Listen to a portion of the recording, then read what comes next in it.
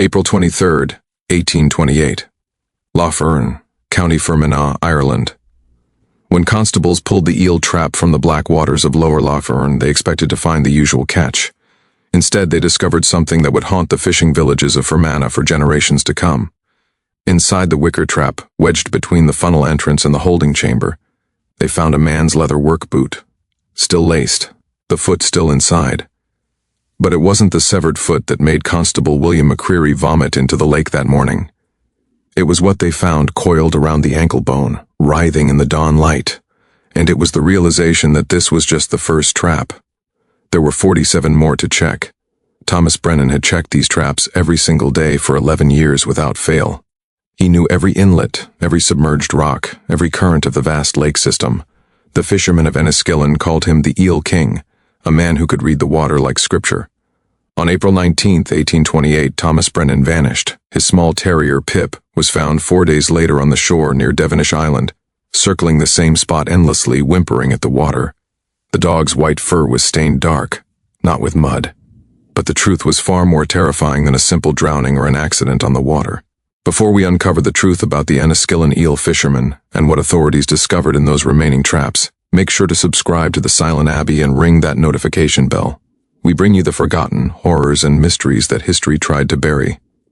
Drop a comment telling us where you're watching from. We love hearing from our community of mystery seekers around the world. Now let's descend into the dark waters of Lough Erne, where something ancient was waking up. Ireland in 1828 existed in a state of perpetual tension. The Catholic emancipation debate consumed the political class, while the ordinary people of counties like Fermanagh struggled under the weight of absentee landlords and failing potato crops. The Act of Union had bound Ireland to Britain for nearly 3 decades, but the wounds were still fresh, still bleeding. County Fermanagh, situated in what is now Northern Ireland, was a landscape dominated by water.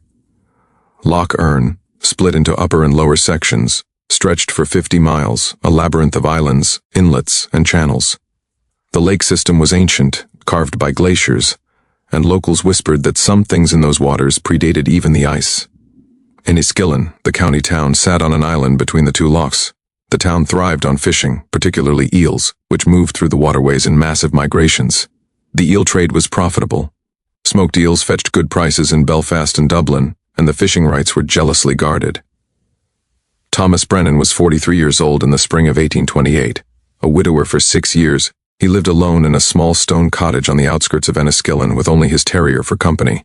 His wife Margaret had died giving birth to their stillborn son in 1822, and Thomas had never remarried. The locals said grief had driven him to the water, that he spent more time on Lough Erne than on dry land.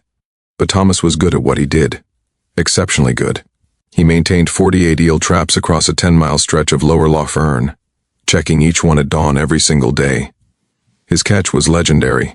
Where other fishermen might pull 20 pounds of eels in a good week, Thomas regularly brought in 60, 70, sometimes 80 pounds. He knew where to set his traps, how deep, what bait to use. He understood the eel's migration patterns better than any man on the lake. Thomas could smell an eel run 3 days before it happened, recalled fellow fisherman Patrick Maguire in his testimony to the constabulary. He'd get this look in his eye and he'd move his traps, and sure enough, the eels would come through exactly here he'd predicted. The spring of 1828 had been strange. The winter had been unusually mild, and the spring rains came late. The water levels in Lough Erne were lower than anyone could remember. Ancient stone structures, submerged for centuries, began to emerge from the lake bed. Old foundations, carved stones, things that predated Christian Ireland. The fishermen noticed changes in the eels' behavior. They were more aggressive, biting through nets, tangling in impossible knots. Several fishermen reported eel catches that seemed wrong somehow, eels that were too large or pale in color, or that moved in ways that didn't seem natural. Thomas Brennan had noticed too. In the weeks before his disappearance, he'd mentioned to several people that something was off about the lake. He'd found strange markings on some of his traps, scratches that couldn't be explained by normal wear. Twice he'd pulled traps that had been moved from where he'd set them, dragged to different locations. He told me the lake was remembering, said Father Colm O'Brien, the local priest who heard Thomas's confession the Sunday before he vanished. I asked him what he meant by that, and he said the low water was waking things that should stay sleeping. I thought it was the drink talking, or loneliness. I should have listened more carefully. Thomas's cottage sat on a rocky outcrop overlooking a quiet inlet. Every morning he would wake before dawn, light his lamp, and row out to check his traps in a specific order, starting with the ones nearest Devonish Island and working his way south. The routine never varied. He would return by mid-morning, clean his catch, smoke what needed smoking, and deliver fresh eels to the market by afternoon. On April 18, 1828, Thomas Brennan followed his routine exactly as he always did. 3 people saw him rowing out at dawn.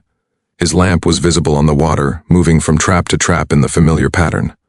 By noon, when Thomas hadn't appeared at the market, no one was particularly concerned. Sometimes a trap would be damaged and need repair. Sometimes the catch was so good it took extra time to process. By sunset, worry began to creep in. Thomas was never late.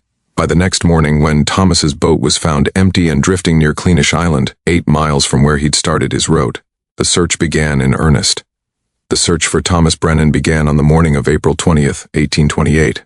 12 boats, manned by local fishermen who knew the water as well as Thomas did, spread out across lower Lough Erne. They followed his trap route, checking each location, calling his name across the still water. The first trap they checked, nearest to Devonish Island, was empty. Normal. The second trap was gone entirely, not damaged, not floating away, simply gone. The marker buoy Thomas used was still there, but when they pulled the line, it came up severed, the end frayed in a way that didn't look like a clean cut or a natural break. It looked chewed, fisherman Daniel McGrath told the constabulary, like something with teeth had worried at it until it gave way. The third and fourth traps were in place but had been disturbed. The catches were scattered, the trap doors broken from the inside out. This was unusual. Eel traps were designed so that once eels entered, they couldn't escape. The funnel design prevented it. Yet here were 2 traps with their holding chambers burst open, wicker spars snapped outward. At the 5th trap they found the first trace of Thomas. His pipe. The clay pipe he always kept clenched between his teeth while working. It was floating in the water near the trap, still intact. Thomas would never have dropped his pipe accidentally. He'd smoked from that same pipe for 15 years, and it was as much a part of him as his hands. The search party pulled the trap. Inside were 3 eels, but they were behaving strangely. They weren't trying to escape or seeking the darkest corner of the trap A. Eels typically do. They were arranged in a circle, heads pointing inward, moving in a synchronized pattern that made several of the fishermen cross themselves. It wasn't natural, Patrick McGuire recalled. Eels don't school like that, they don't move together like that. And the way they were looking at us, I know it sounds mad, but they were looking at us, watching us. The search continued. The 6th, 7th, and 8th traps revealed increasing signs of violence. Traps were smashed, markers were missing, lines were severed. Blood was found on the 9th trap. Not much, just a smear on the wicker, but enough to make the searchers' hearts sink. By the afternoon of April 20th, they'd checked 20 traps and found no sign of Thomas except the pipe and the blood. The decision was made to continue the search the next day, to check the remaining 28 traps along his route. That night, something happened that would never be fully explained. 3 separate families living along the shore of lower Lough Erne reported the same phenomenon. Around midnight, they heard singing coming from the water. Not human singing exactly, but a sound that seemed like voices carrying across the lake. The sound was described as mournful, ancient, and wrong. Mary Cassidy, who lived with her husband and 3 children in a cottage near Cleanish Island, gave the most detailed account. It wasn't a tune you could follow. It would start and stop and start again in a different place. Like whatever was making the sound was moving through the water. My husband told me to stay inside, but I looked out the window. The lake was dead calm, not a ripple, but there was movement under the surface. Shapes, moving in patterns, and the singing came from wherever the shapes were. The next morning, April 21st, the search resumed. The terror began to mount with each trap they checked. Trap number 21 contained Thomas's hat. It was saturated with water and lake weed, but unmistakably his, the battered felt hat he wore every day, with the distinctive tear in the brim where he'd caught it on a branch years ago. Trap number 23 held something that made the fishermen hesitate before pulling it into their boats. The trap was moving.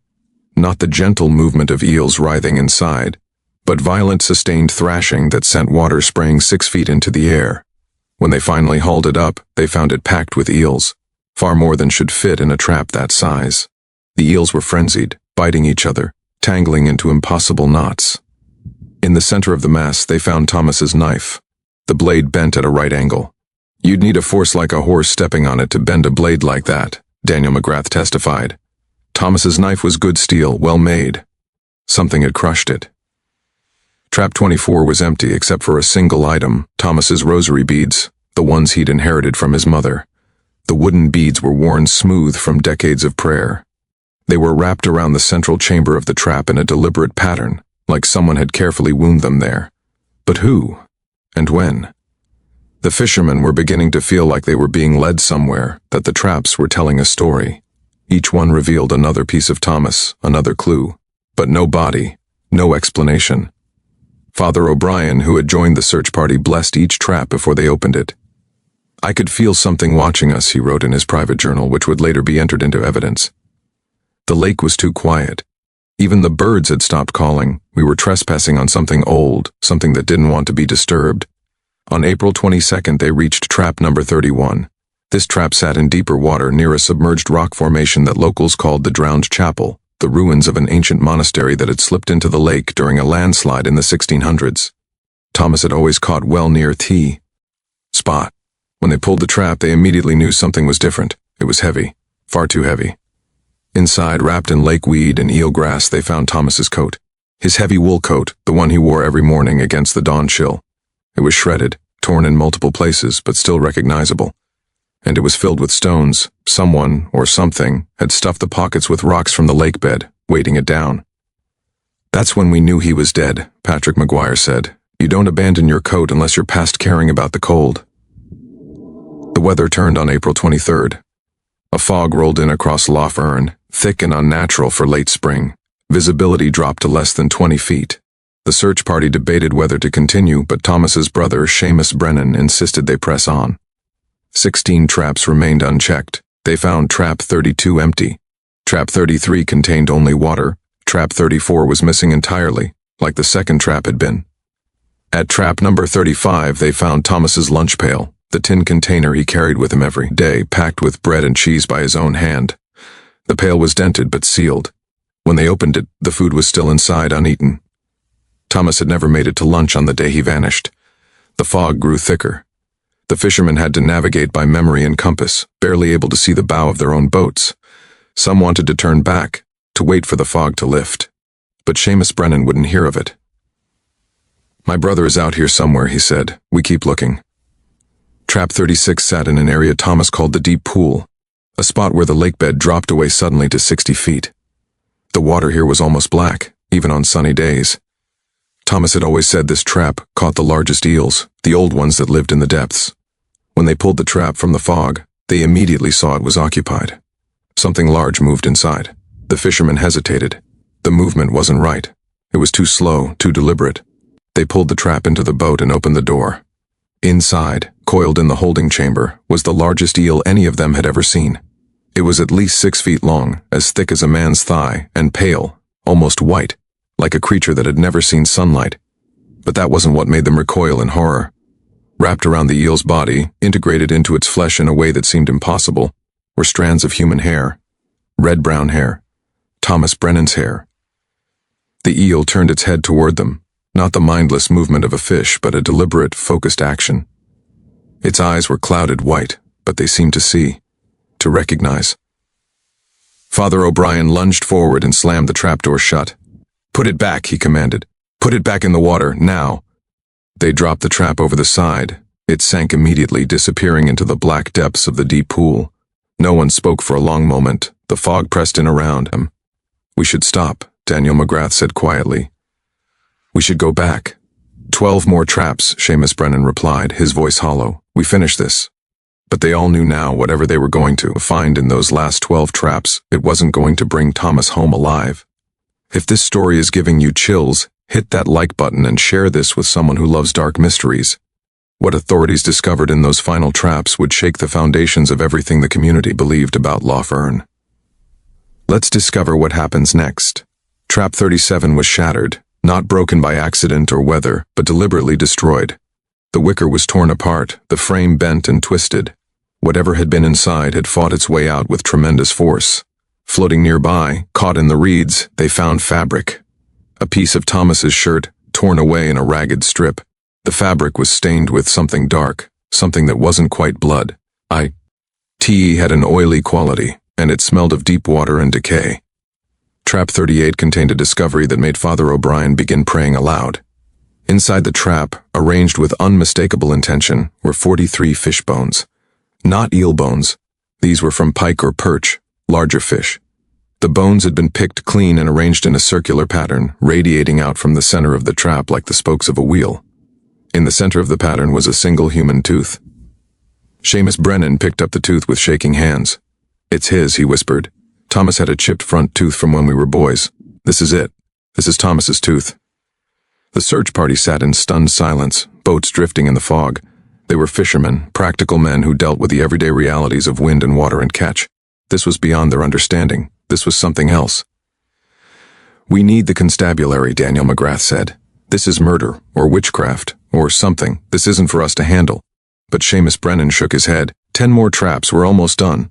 They found trap 39 undisturbed, empty except for a normal catch of eels. The mundane nature of it was almost more disturbing than the discoveries in the previous traps. It suggested intelligence, a pattern, a plan.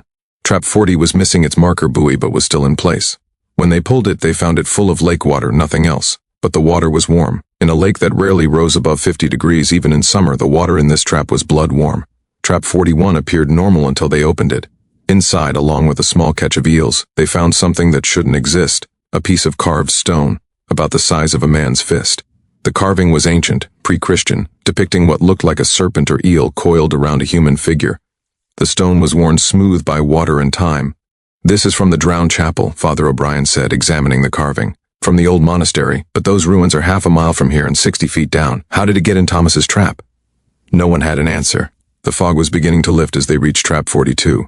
The morning sun broke through in pale shafts, illuminating the dark water. They could see the lake bed below them now, the rocks and weeds clearly visible in the shallow area. They could also see that trap 42 wasn't where Thomas had set it. The marker buoy indicated it should be in 12 feet of water, but they could see the trap below them, sitting in only 5 feet, moved at least 30 yards from its original position. When they pulled it up, the water streaming from the wicker was discolored, pinkish, diluted blood. Inside the trap, they found Thomas Brennan's left boot, still laced. The leather was split along the side, torn open with force, and inside the boot, still wearing his wool sock, was his foot, severed cleanly at the ankle. Wrapped around the ankle bone, coiled tight, were 3 small eels. They were feeding. Daniel McGrath turned and vomited over the side of the boat. 2 other fishermen did the same. Seamus Brennan stared at his brother's foot, his face blank with shock. Father O'Brien gently removed the eels and placed Thomas's boot back in the trap. "We need to get this to the constabulary," he said quietly. "This is evidence. This is murder."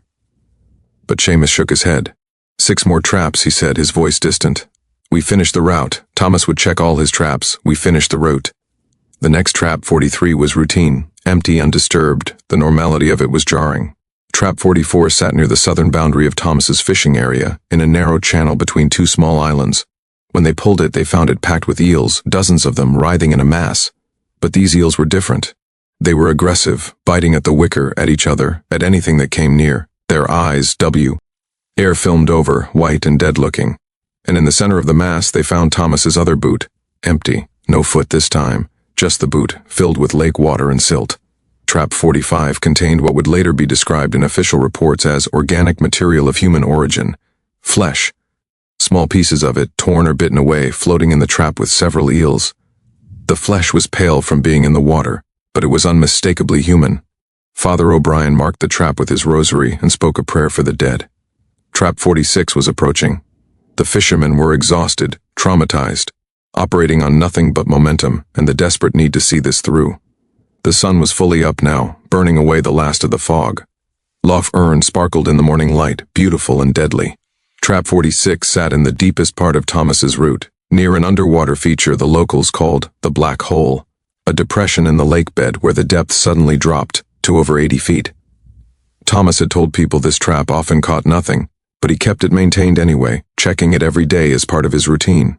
When they pulled the line, they knew immediately something was wrong. The weight was enormous. It took 3 men pulling together to raise the trap, and even then, it came up slowly, reluctantly, as if something below was holding it back. As the trap broke the surface, they saw it was intact but bulging, distorted by whatever was inside. The wicker groaned with the strain. They hauled it into the boat. Water poured from every gap. And then they saw what was inside. Thomas Brennan's head, severed at the neck, eyes open, mouth stretched wide in a final silent scream. But he wasn't alone. His head was surrounded by eels, not attacking, not feeding, but arranged in a spiral pattern around it, like a crown or a halo. The eels were motionless, as if frozen in place, and they were all facing Thomas's head, all oriented toward it, as if in worship or recognition. Seamus Brennan made a sound that wasn't quite human. Father O'Brien began praying in Latin, his voice shaking. The other fishermen sat frozen, unable to process what they were seeing.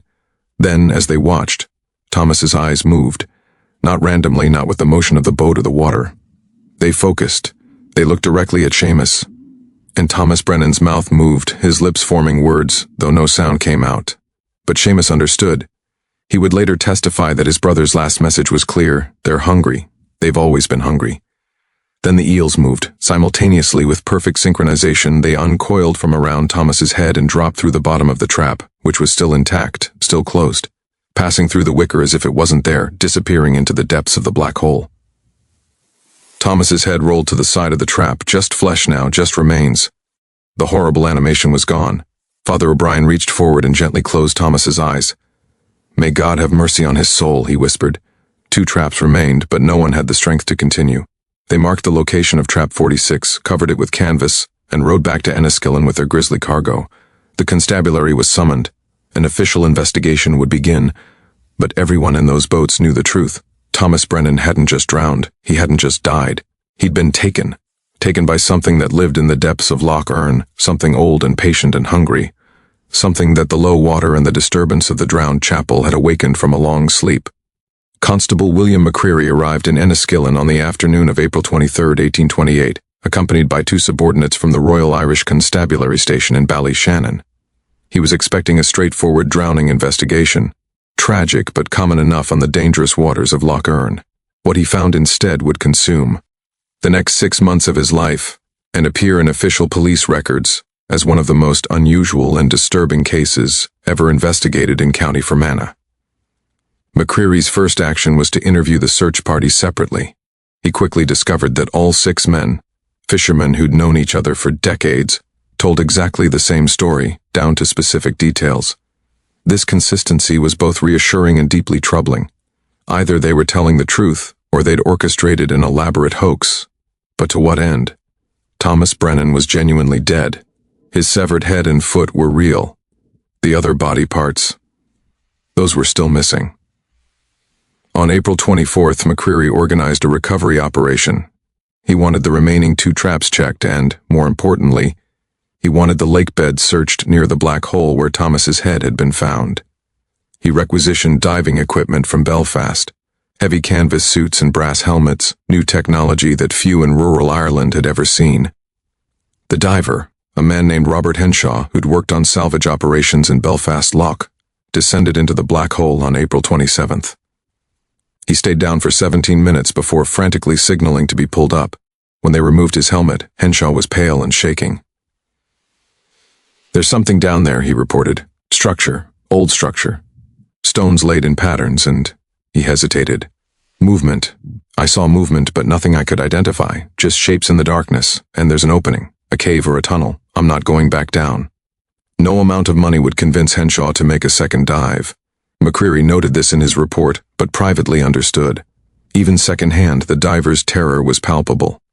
The 2 remaining traps, 47 and 48, were recovered on April 28th. Both were empty except for normal catches of eels.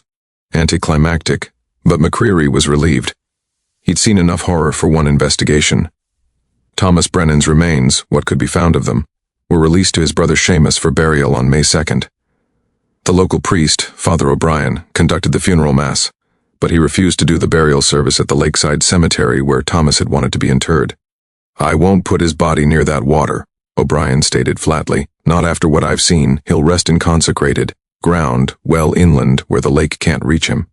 Thomas was buried in the church cemetery in the center of Enniskillen, as far from Lough Erne as possible while still being in his hometown.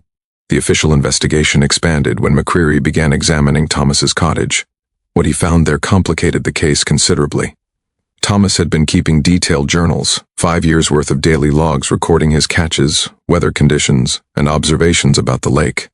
The entries from the final 3 months of his life became increasingly disturbed. December 3, 1827, water unusually low. Saw stones emerging near Devonish I've never seen before. Old markings, pre-Christian I think. The eels are avoiding that area. January 15, 1828, trap 17 moved again. No storm, no high winds. How is this happening? Found scratches on the side, deep gouges. Not from rocks or boat impacts. February 2, 1828, dreams, every night now. Voices under the water. Singing in a language I don't know but somehow understand. They want something. They're calling. March 10, 1828, caught an eel today that was wrong. Too pale, too large, and when I looked in its eyes I saw recognition. Intelligence. I threw it back. I shouldn't have. It knows where I live now. March 28, 1828. Father O'Brien says I should stop fishing, that the lake is unhealthy. But I can't stop. They won't let me stop. The water calls me every morning. I have to check the traps. I have to. April 15, 1828. They showed me things last night in my dreams. The old monastery, the monks. What they did to try to control the eels. What the eels did in return. The monastery didn't slide into the lake. It was pulled. They pulled it down. They've been waiting ever since. The final entry, dated April 18, 1828, the day Thomas disappeared, was barely legible, written in a shaking hand. They want their offering. They've chosen me. I understand now. The traps aren't for catching eels. They're for catching us. They've always been catching us. Margaret tried to warn me. I see her in the water now. She's been there all along. I'm going to join her. The water is calling. I have to go. I have to check the traps. McCreary sat in Thomas's cottage, reading these entries by lamplight, and felt a chill that had nothing to do with the temperature. This wasn't the journal of a madman. The handwriting was steady and clear until the very end. The observations were detailed and rational. Thomas had been documenting something real. The constable expanded his investigation to include historical research. What he discovered about the drowned chapel deepened his disquiet. The monastery of St. Malaise had stood on the shore of Lower Lough Erne since the 9th century. According to fragmentary records in the church archives, the monks had been engaged in what they called the binding of the lake serpents, a ritual meant to control or imprison something that lived in the deeper waters. A manuscript from 1634, written by one of the last monks to live at the monastery, described the ritual. The serpents must be fed, lest they rise and consume all. 7 eels, blessed and bound with prayers, cast into the deep pool on the eve of St. John. This we have done for 8 centuries, as our founders taught us. The year we fail, the water will claim us. In 1641, during the Irish Rebellion, the monastery was abandoned. The monks fled or were killed. The ritual stopped. 3 years later, in 1644, the monastery collapsed into the lake during what was described as an earthquake. But County Fermanagh had no history of seismic activity. The collapse was sudden, violent, and complete. The entire structure slid into the water overnight. No bodies were ever recovered from the ruins. The 5 monks known to be living there at the time simply vanished. After the monastery's destruction, there were periodic reports of drownings and disappearances on Lough Erne, slightly higher than would be expected for a lake of that size. Every few years, someone would vanish. Always someone who spent considerable time on the water. Always someone who fished near the drowned chapel. McCreary compiled a list. From 1644 to 1828, 43 people had disappeared on Lower Lough Erne in the vicinity of the old monastery. All of them were fishermen. All of them worked with eel traps. Thomas Brennan was number 44. The constable filed his report on June 15, 1828. It was a masterpiece of bureaucratic obfuscation. He concluded that Thomas Brennan had been the victim of a fatal accident while engaged in fishing operations, and that his body had been damaged by predatory fish and natural decomposition while submerged. He made no mention of the journals, the arranged bones, the carved stone, or the witness's testimony about Thomas's head moving and speaking. He classified those details under unsubstantiated claims, and filed them separately, marking the file as sealed. But privately, McCreary took action. He spoke with the Bishop of Clogher, the diocese responsible for County Fermanagh. He shared the historical research about the monastery and the rituals. The bishop, a pragmatic man named Patrick McNally, listened carefully, and then made a decision. "We will resume the old practices," he said quietly, without fanfare or explanation. "But we will resume them." On June 23, 1828, the eve of St. John's Day, Father O'Brien performed a private ceremony on the shore of Lower Lough Erne. He blessed 7 eels, bound them with prayers in Latin and older languages, and cast them into the deep pool where E. Thomas's head had been found. He continued this ritual every year until his death in 1856. His successor continued it. The practice continues to this day, though few know its true purpose. The residents of Enniskillen responded to Thomas's death with a mixture of grief and superstitious dread. His cottage was abandoned and eventually collapsed. No one would live there. No one would even salvage the stones. Thomas's 48 eel traps remained in the lake. For weeks after his death, fishermen reported seeing them from a distance, still floating, still marked with Thomas's distinctive buoys. But no one would approach them. No one would pull them. Eventually, they sank or drifted away. The last one disappeared in early July, 2 months after Thomas's death. Seamus Brennan left Enniskillen in August 1828. He moved to Derry and never returned to Fermanagh. Before he left, he gave a final statement to McCreary. "My brother was taken by something that lives in that lake, something old, something that the monks knew about and tried to control. I don't blame the water, I don't blame the eels, but I'll never fish again. I'll never even look at a lake again." The fishing industry around the drowned chapel declined sharply after 1828. Fishermen who'd worked those waters for generations abandoned their trap sites and moved to different areas of the lake. The eel catches dropped dramatically, either because the eels weren't there or because no one was willing to catch them. One fisherman, Patrick Maguire, kept detailed records of his catches. In 1827, he'd averaged 60 pounds of eels per week from Lower Lough Erne.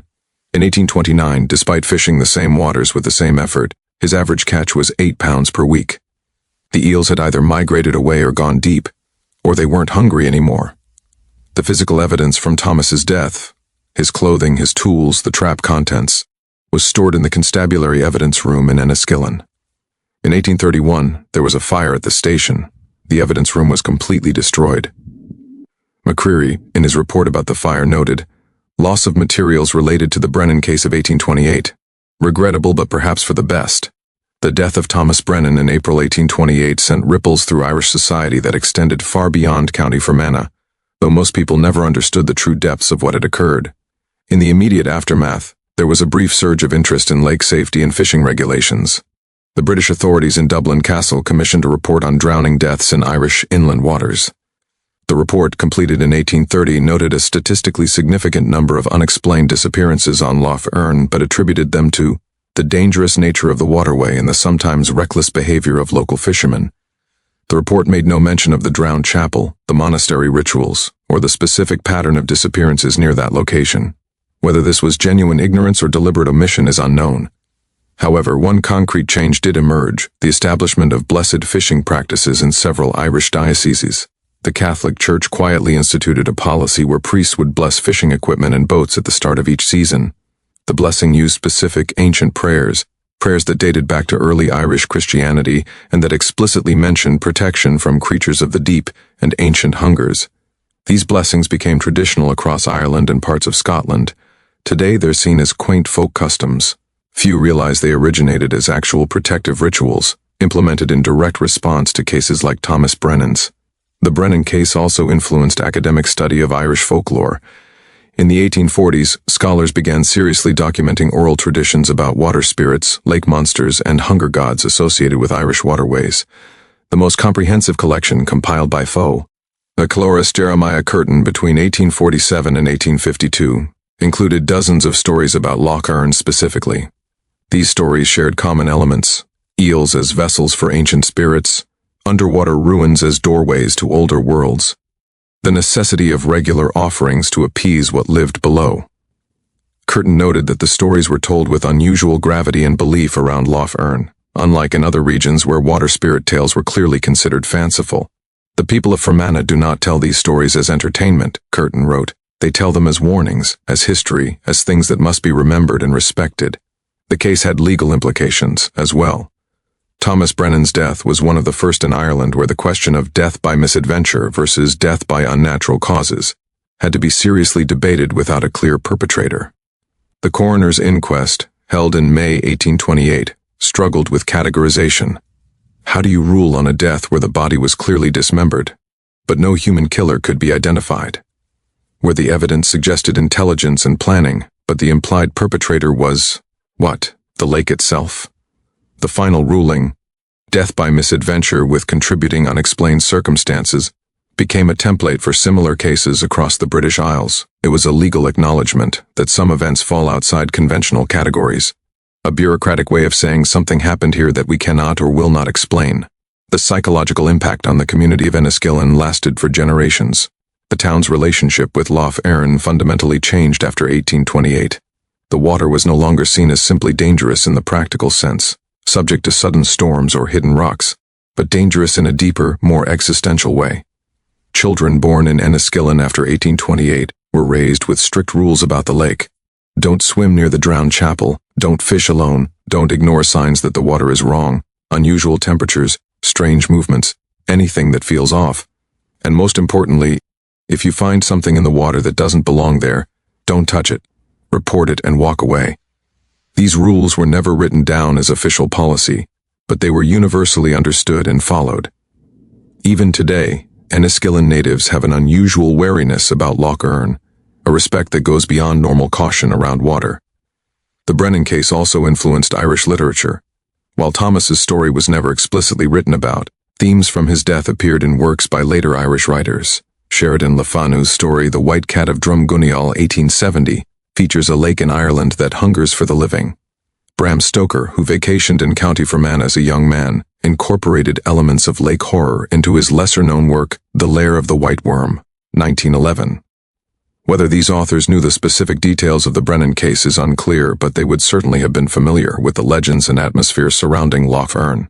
On a scientific level, the case raised questions about eel behavior that wouldn't be seriously studied for another century. Thomas's observations about eels moving in coordinated patterns, displaying what seemed like intelligent behavior and growing to unusual sizes, were dismissed at the time as the delusions of a traumatized man. But modern studies of European eels have revealed surprising complexity in their behavior. They navigate thousands of miles to spawn in the Sargasso Sea using methods scientists still don't fully understand. They can survive out of water for extended periods, can navigate around obstacles, and display problem-solving abilities that suggest considerable intelligence. The largest European eel ever recorded was caught in 1985. It measured nearly 7 feet long and weighed over 45 pounds. Fishermen's tales of monster eels in deep Irish lakes are no longer automatically dismal. Ed as exaggeration. As for Lough Erne itself, the lake continues to guard its secrets. The ruins of St. Molaise's Monastery remain submerged near the location where Thomas Brennan died. In the 1970s, recreational divers attempted to explore the site. They reported finding worked stones, carved pillars, and what appeared to be an artificially constructed opening leading into the lake bed. One diver, James O'Connor, descended into the opening against the advice of his companions. He emerged 10 minutes later, removed his equipment, and left without explanation. He later reported the incident to local authorities, saying only, "There are spaces down there that shouldn't exist. Chambers that extend back into the earth, and something was moving in them, something that noticed me."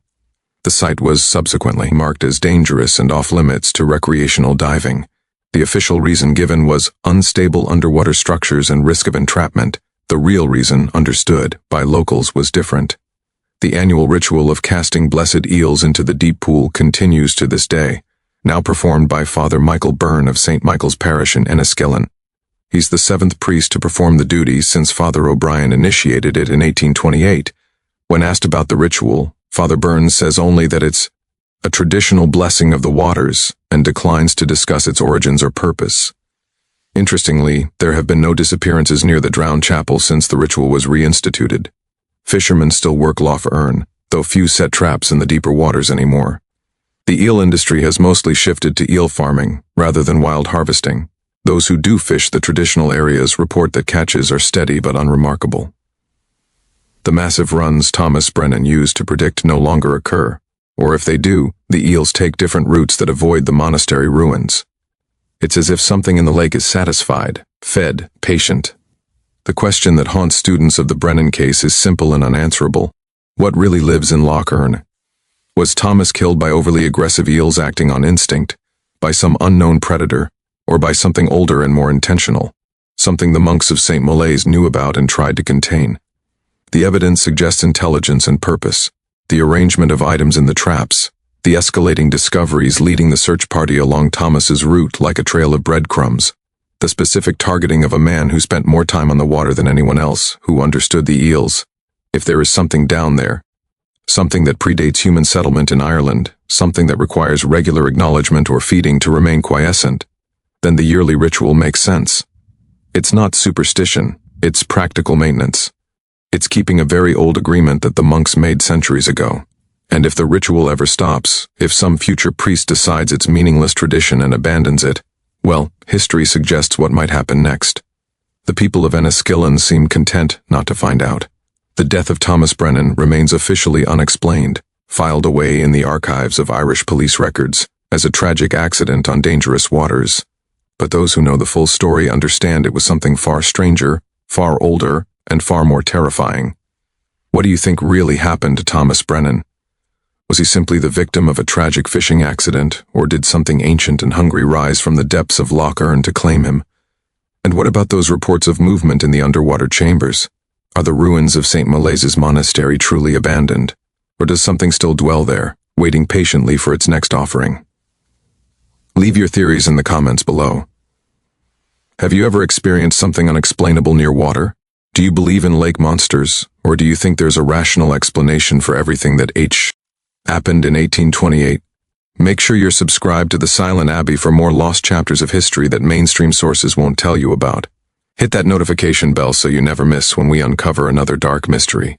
In our next video, we'll be investigating another case from the dark waters of Ireland, the strange disappearance of 12 children from a seaside village in County Kerry in 1852, and the fishermen who claimed they were called by the singing. Thank you for watching. Remember, the past is never truly dead. It's just waiting in dark places in deep water for someone to disturb it. Until next time, stay curious, stay skeptical, and stay safe. See you in the next video.